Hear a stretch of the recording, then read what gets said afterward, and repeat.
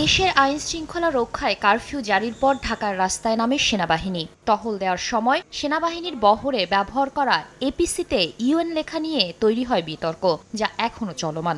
এপিসিগুলোর রং ছিল সাদা। পৃথিবীর বিভিন্ন দেশে জাতিসংঘ শান্তি রক্ষায় যেসব সরঞ্জাম ব্যবহার করে তাতে ইউএন লেখা থাকে। বিষয়টি নিয়ে গত বুধবার পররাষ্ট্রমন্ত্রী হাসান মাহমুদ জানিয়েছিলেন, সেনাবাহিনীর একটি সাজোয়া যানে ইউএন লেখা ছিল।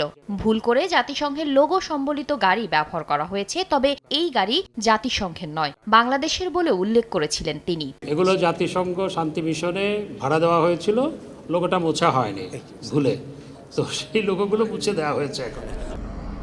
চোখ ফেরানো যাক, জাতিসংঘ শান্তিরক্ষী মিশনে যেসব দেশ কাজ করে তা কিসের ভিত্তিতে পরিচালিত হয় সেদিকে। 1996 সালে জাতিসংঘ সাধারণ পরিষদে গৃহীত প্রস্তাবের ভিত্তিতে শান্তিরক্ষা মিশনে অংশগ্রহণকারী দেশ এবং জাতিসংঘের মধ্যে সমঝোতা স্মারক স্বাক্ষরের বিষয়টি রয়েছে। এই সমঝোতা স্মারকের ভিত্তিতেই শান্তিরক্ষা মিশনে কি ধরনের সামরিক সরঞ্জাম ব্যবহার করা হবে, সৈন্যদের থাকার জন্য কি জিনিসপত্র লাগবে তা নির্ধারিত হয়। যেসব দেশ শান্তিরক্ষা মিশনে অংশ নেয় তারা কিভাবে জাতিসংঘের কাছ থেকে অর্থ নেবে তাও নির্ধারিত হয় এই সমঝোতা স্মারকের মাধ্যমে।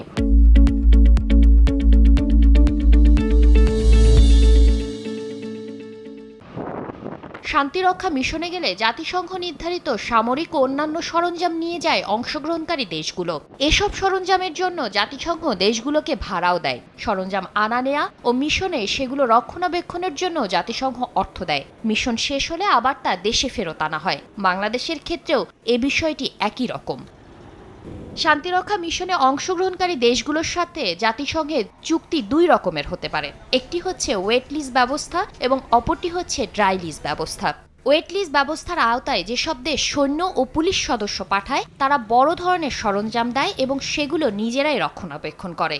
এজন্য যে অর্থ খরচ হয় সেটি জাতিসংঘ তাদের পরিশোধ করে। ড্রাই লিজ ব্যবস্থায় সংশ্লিষ্ট দেশ সৈন্য পাঠানোর পাশাপাশি বড় ধরনের সরঞ্জামও পাঠায়, কিন্তু সেসব সরঞ্জামের রক্ষণাবেক্ষণের দায়িত্ব হচ্ছে জাতিসংঘের। অন্য কোনো দেশ কিংবা ঠিকাদারের মাধ্যমে সব কাজ করে জাতিসংঘ। রক্ষণাবেক্ষণের দায়িত্ব যার হোক না কেন, যেসব দেশ সরঞ্জাম পাঠায় সেগুলোর জন্য অর্থ দেয় জাতিসংঘ।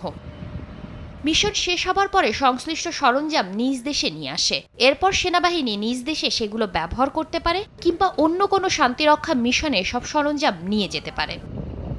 সময় সংবাদ, ঢাকা।